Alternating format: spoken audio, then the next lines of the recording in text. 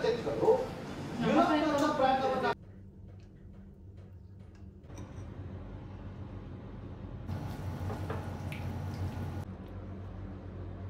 guys, welcome back to my channel. ಹೇಗಿದ್ದೀರಾ? ಎಲ್ಲರೂ ಚೆನ್ನಾಗಿದ್ದೀರಾ ಅಂತ ಅನ್ಕೊಳ್ತೀನಿ.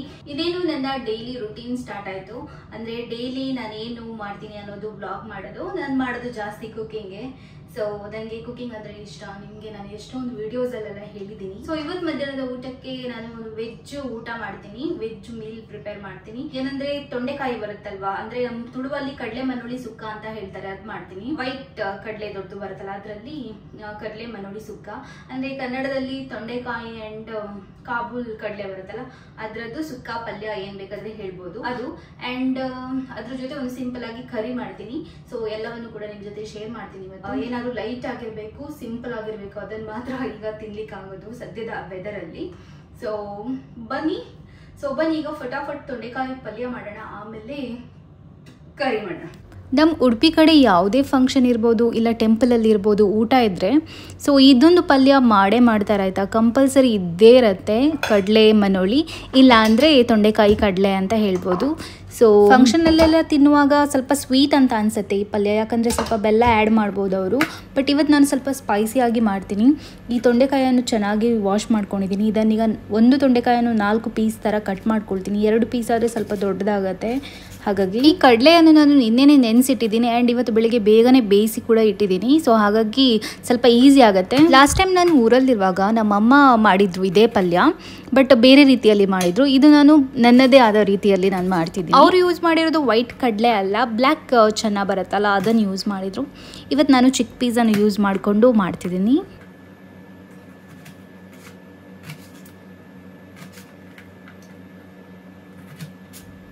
ಕೆಲವೊಂದ್ಸಲ ನಾನು ಈ ಪಲ್ಯ ಮಾಡುವಾಗ ಚಿಕನ್ ಸುಕ್ಕ ಪೌಡರ್ ಇದೆ ಅಲ್ಲ ನಮ್ಮಮ್ಮ ಮಾಡೋದು, ಅದನ್ನು ಯೂಸ್ ಮಾಡ್ತಿದ್ದೆ. ಬಟ್ ಇವತ್ತು ನಾನೇ ಬೇರೆ ಪೌಡರ್ ಮಾಡಿ ಯೂಸ್ ಮಾಡ್ತೀನಿ. ಫಸ್ಟ್ ಇಲ್ಲಿ ಒಂದು ಪ್ಯಾನಲ್ಲಿ ಸ್ವಲ್ಪ ಕೊಕೊನಟ್ ಆಯಿಲ್ ಹಾಕ್ಕೊಂಡಿದ್ದೀನಿ.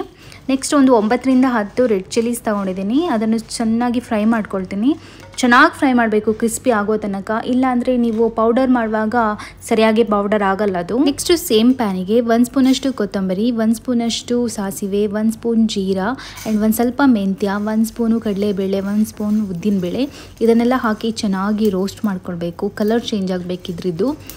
ಸೊ ಇದೆಲ್ಲ ಆದಮೇಲೆ ನೆಕ್ಸ್ಟು ಮಿಕ್ಸಿಗೆ ಹಾಕಿ ಫಸ್ಟ್ ಇದನ್ನು ಪೌಡರ್ ಮಾಡ್ಕೊಳ್ಬೇಕು.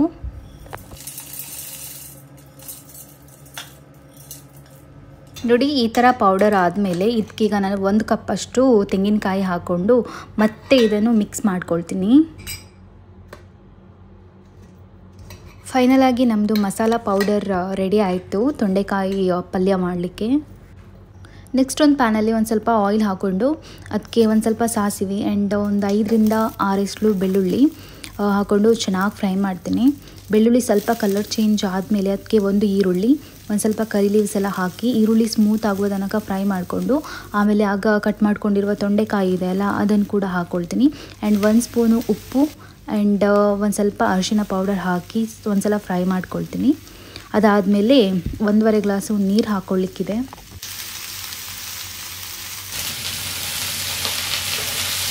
ಸ್ವಲ್ಪ ನೀರು ಹಾಕ್ತಿದ್ದೀನಿ. ಇದು ನೀರು ಹಾಕ್ತಿದ್ದೀನಿ, ತೊಂಡೆಕಾಯಿ ಬೇಯಬೇಕಲ್ವ ಅದಕ್ಕೆ.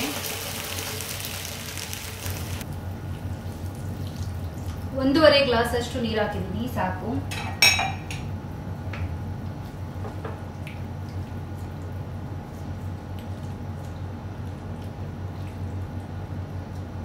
ಈಗ ಇಷ್ಟು ವಾಟರಲ್ಲಿ ಬೇಯಲಿ.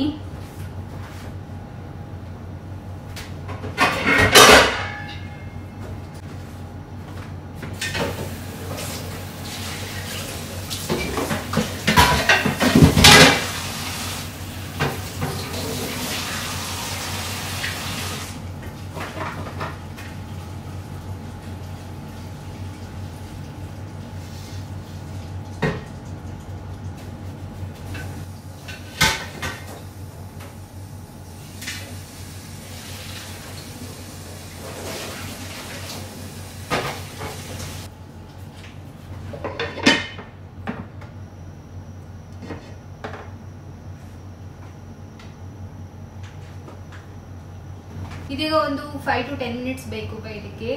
ಚೆನ್ನಾಗಿ ಬೇಯಬೇಕಲ್ಲ, ಚೆನ್ನಾಗಿ ಬೇಂದ್ರೇನೆ ರುಚಿಯಾಗಿರೋದು.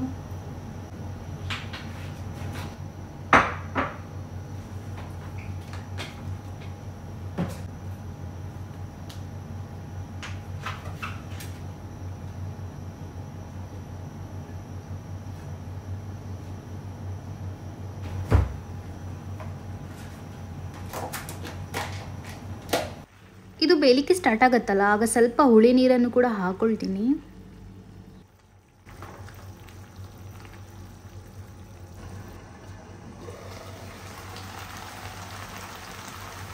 ನೋಡಿ ಇದೀಗ ಚೆನ್ನಾಗಿ ಬೆಂದಿದೆ, ಸ್ವಲ್ಪನೂ ನೀರಿಲ್ಲ ಇದರಲ್ಲಿ.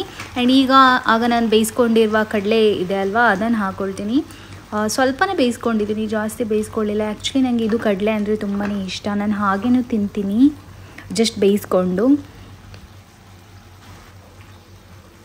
ನೆಕ್ಸ್ಟು ಆಗ ಮಾಡ್ಕೊಂಡಿರುವ ಮಸಾಲ ಪೌಡರ್ ಇದೆಲ್ಲ ಅದನ್ನು ಹಾಕ್ಕೊಳ್ತೀನಿ. ಹಾಕ್ಕೊಂಡು ಚೆನ್ನಾಗಿ ಗ್ಯಾಸ್ ಲೋ ಫ್ಲೇಮಲ್ಲಿ ಇಟ್ಬಿಟ್ಟು ಚೆನ್ನಾಗಿ ಮಿಕ್ಸ್ ಮಾಡ್ತೀನಿ. ಆ್ಯಂಡ್ ಒಂದು 5 ಮಿನಿಟ್ಸ್ ತನಕ ಗ್ಯಾಸಲ್ಲಿ ಇಡ್ತೀನಿ. ಚೆನ್ನಾಗಿ ಮಸಾಲ ಕೂಡ ಕುಕ್ ಆಗಬೇಕಲ್ವ. ಅದಾದಮೇಲೆ ನಿಮ್ಮದು ತೊಂಡೆಕಾಯಿ ಸುಕ್ಕ ಪಲ್ಯ ಏನು ಹೇಳ್ತೀರಾ ಅದು ರೆಡಿ ಆಗುತ್ತೆ. ಆ್ಯಂಡ್ ಇದು ತುಂಬ ಚೆನ್ನಾಗಿರುತ್ತೆ ಮಾತ್ರ ಊಟಕ್ಕೆ.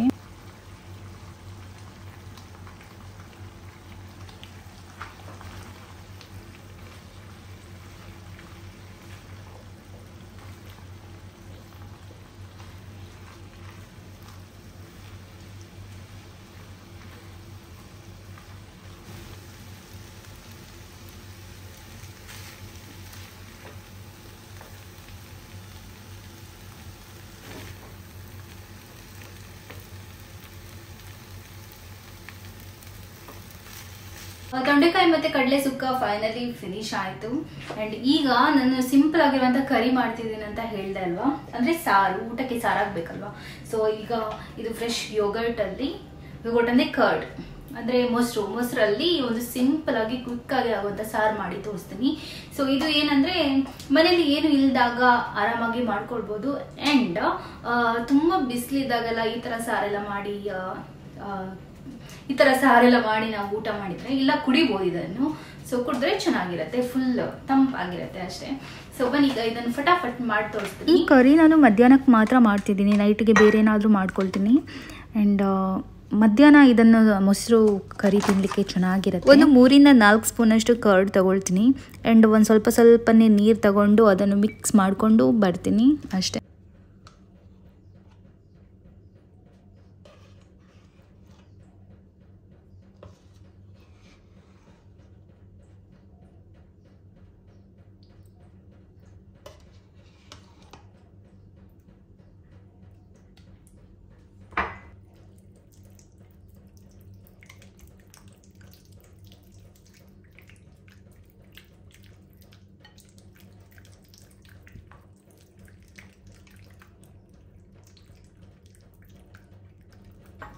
ನೋಡಿ ಕರ್ಡ್ ಮಿಕ್ಸ್ ರೆಡಿ ಆಯಿತು. ನಿಮ್ಗೆ ಎಷ್ಟು ಬೇಕೋ ಅಷ್ಟು ನೀರು ಹಾಕ್ಕೊಂಡು ಒಂದು ಮಿಕ್ಸ್ ಮಾಡಿಕೊಂಡು ಇಟ್ಕೊಂಡ್ರೆ ಆಯಿತು.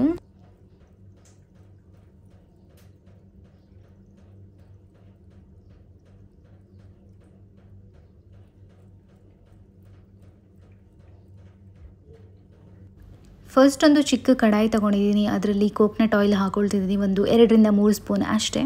ಆ್ಯಂಡ್ ಒಂದು ಸ್ವಲ್ಪ ಜೀರಾ, ಸ್ವಲ್ಪ ಬೆಳ್ಳುಳ್ಳಿ, ಒಂದು 3-4 ಎಸ್ಲು ಬೆಳ್ಳುಳ್ಳಿ, ಶುಂಠಿಯನ್ನು ಚೆನ್ನಾಗಿ ಗ್ರೇಟ್ ಮಾಡ್ಕೊಂಡಿದ್ದೀನಿ, ಹಾಕಿ ಇದನ್ನೀಗ ಫ್ರೈ ಮಾಡ್ಕೊಳ್ತೀನಿ. ಇದೀಗ ಸ್ವಲ್ಪ ಕಲರ್ ಚೇಂಜ್ ಆಗಬೇಕು, ಅಷ್ಟು ತನಕ ಫ್ರೈ ಮಾಡಬೇಕು.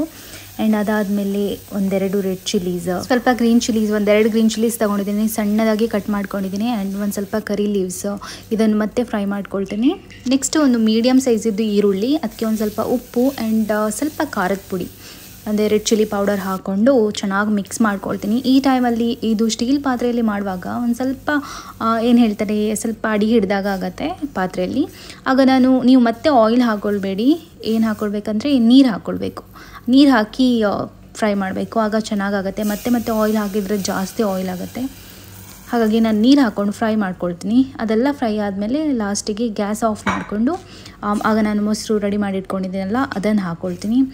ಆ್ಯಂಡ್ ಲಾಸ್ಟಿಗೆ ಒಂದು ಸ್ವಲ್ಪ ಕೊತ್ತಂಬರಿ ಸೊಪ್ಪು ಹಾಕಿ ಮಿಕ್ಸ್ ಮಾಡಿದರೆ ನಮ್ಮದು ಇದು ಕರ್ಡ್ ಕರಿ ರೆಡಿ ಆಗುತ್ತೆ. ಸೂಪರಾಗಿರುತ್ತೆ ಇದು. ನಿಮಗೆ ಮನೇಲಿ ಏನಾದರೂ ಕ್ವಿಕ್ಕಾಗಿ ಮಾಡಬೇಕಂದ್ರೆ, ಏನಾದರೂ ಅರ್ಜೆಂಟ್ ಇದ್ದರೆ, ಸೊ ಏನಾದರೂ ಕುಕಿಂಗ್ ಮಾಡಬೇಕಂತಿದ್ರೆ ಈ ಥರದ ರೆಸಿಪಿ ಎಲ್ಲ ನೀವು ಟ್ರೈ ಮಾಡ್ಬೋದು.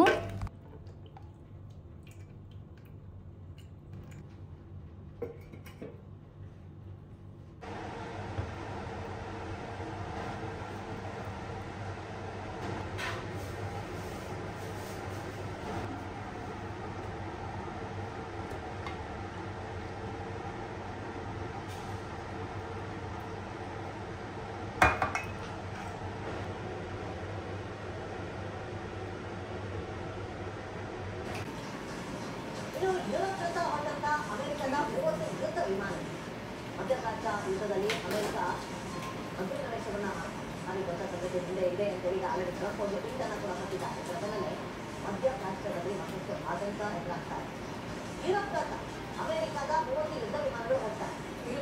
ಕಾರಣ ಇರಾನ್ ನಿರಂತರವಾಗಿ ಇಸ್ರೇಲ್ ಪ್ಲೇನ್ ಕ್ರಾಶ್ ಆಯಿತು. ಈಗ ಯುದ್ಧ ನಡೆದಿದೆ, ವಾರ್ ನಡೆದಿದೆ. ತನ್ನ ಐರನ್ಗಳ ಮೂಲಕ ಅದನ್ನ ಯಾವಾಗ ಎಲ್ಲಿಗೆ ಬಾಂಬ್ ಬೀಳುತ್ತೆ ಅಂತ ಗೊತ್ತಾಗಲ್ಲ.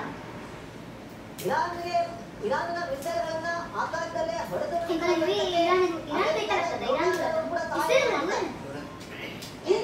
ಮುಂದುವರೆದ ಭಾಗವಾಗಿ ಅಮೆರಿಕದ 30 ಫೈಟರ್ ಜೆಟ್ಗಳು ಯುರೋಪ್ನಲ್ಲಿ ಅದು ಲಂಗರನ್ನು ಹಾಕಲಿದೆ. ಅಲ್ಲಿಂದ ಅವಕಾಶ ಸಿಕ್ಕಿದಾಗ ಅಥವಾ ಸಮಯಕ್ಕೆ ಅನುಗುಣವಾಗಿ ಅದನ್ನ ಸದ್ಬಳಕೆ ಮಾಡಿಕೊಳ್ಳುವುದು ಅಮೆರಿಕದ ದೊಡ್ಡ ಪ್ಲಾನ್ ಆಗಿದೆ. ಇಸ್ರೇಲ್ ಈಗ ಆಲ್ರೆಡಿ ಅಮೆರಿಕದ ಬೆಂಬಲದೊಂದಿಗೆ ಮುನ್ನುಗ್ತಾ ಇರೋದು ಸತ್ಯ. ನೋಡಿ, ಇಸ್ರೇಲ್ ಆದ್ಮೇಲೆ ಜೋರ್ಡನ್ ಬರುತ್ತೆ, ಜೋರ್ಡನ್ ಆದ್ಮೇಲೆ ಇರಾಕ್ ಬರುತ್ತೆ, ಆ ಬಳಿಕ ಇಸ್ರೇಲ್. ಸುಮಾರು 4000 ಕಿಲೋಮೀಟರ್ ಅಂತರ ಎರಡೂ ದೇಶಗಳ ನಡುವೆ ನಡೀತಾ ಇರುವಂತ ನಿರಂತರವಾದಂತ ಇದು ನಾನು ಈವ್ನಿಂಗ್ ವ್ಲಾಗ್ ಕಂಟಿನ್ಯೂ ಮಾಡ್ತಿದ್ದೀನಿ. ಏನಿಲ್ಲ, ಈ ರೆಸಿಪಿ ನಿಮಗೆ ನಾನು ತೋರಿಸಿದ್ದೀನಿ. ಇದು ನಾನು ವಾಫಲ್ ಮಾಡ್ತಿದ್ದೀನಿ ಆ್ಯಂಡ್ ಆಲ್ರೆಡಿ ನಾನು ಈ ರೆಸಿಪಿ ಶೇರ್ ಮಾಡಿದ್ದೀನಿ. ಇದು ಚಾಕ್ಲೇಟ್ ವಾಫಲ್. ನನಗೆ ಯಾವಾಗಾದರೂ ತಿನ್ನಬೇಕು ಅಂತ ಅನಿಸಿದರೆ ನಾನು ಮಾಡ್ತೀನಿ ಆ್ಯಂಡ್ ಇದು ಚೆನ್ನಾಗಿರುತ್ತೆ. ಮನೆಯಲ್ಲೇ ನಾವು ಏನಾದರೂ ಡೆಸರ್ಟ್ ಥರ ಮಾಡಿಕೊಂಡು ತಿನ್ನಬೇಕಂತ ಅನಿಸಿದ್ರೆ. ಆ್ಯಂಡ್ ಅಷ್ಟೇ, ಇದು ಚಾಕ್ಲೇಟ್ ವಾಫಲ್.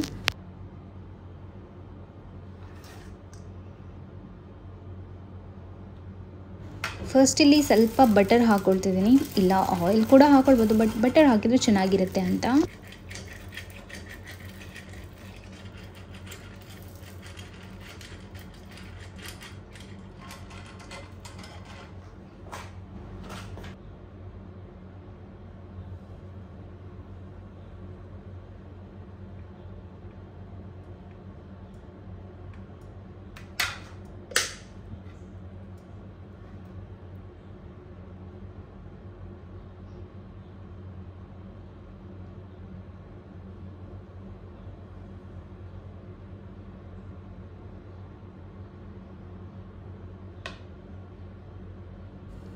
ಇದನ್ನೊಂದು 10 ಮಿನಿಟ್ಸ್ ತನಕ ಹಾಗೆ ಇಟ್ಬಿಡ್ತೀನಿ.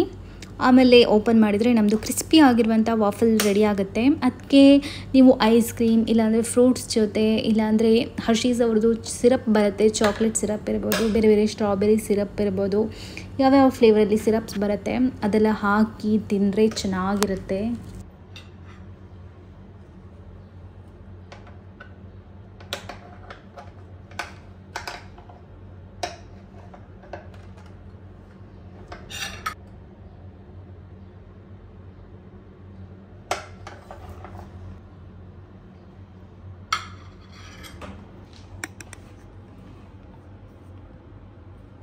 ಈ ಸಲ ನಾನು ಜಾಸ್ತಿ ಚಾಕ್ಲೇಟ್ ಪೌಡರ್ ಅಂದರೆ ಕೋಕೋ ಪೌಡರ್ ಹಾಕಿಲ್ಲ, ಸ್ವಲ್ಪ ಲೈಟಲ್ಲಿ ಹಾಕಿದ್ದೇನೆ, ಹಾಗಾಗಿ ಕಲರ್ ಈ ಥರ ಬಂದಿದೆ. ಲಾಸ್ಟ್ ಟೈಮ್ ಆದರೆ ನಾನು ಒಂದು 3 ಸ್ಪೂನ್ ಅಷ್ಟು ಹಾಕಿದ್ದೇನೆ, ಹಾಗಾಗಿ ಒಂಥರ ಡಾರ್ಕ್ ಕಲರ್, ಚಾಕ್ಲೇಟ್ ಕಲರ್ ಬಂದಿದೆ ವಾಫಲ್. ಸೊ ಅದರ ಮೇಲೆ ಈಗ ನಾನು ವೆನಿಲಾ ಐಸ್ ಕ್ರೀಮ್ ಇಟ್ಟಿದ್ದೀನಿ ಸ್ವಲ್ಪ. ಆ್ಯಂಡ್ ಇದು ಹರ್ಷೀಸ್ ಇದ್ದು ಚಾಕ್ಲೇಟ್ ಸಿರಪ್ ಚೆನ್ನಾಗಾಗುತ್ತೆ ತಿನ್ನಲಿಕ್ಕೆ.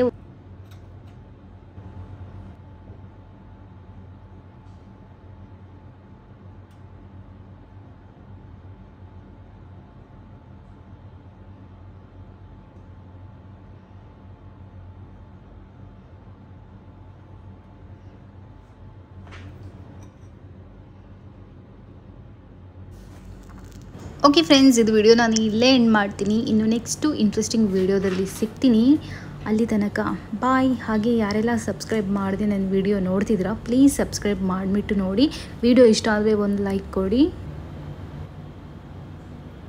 ಸೂಪರ್ ಆಗಿದೆ.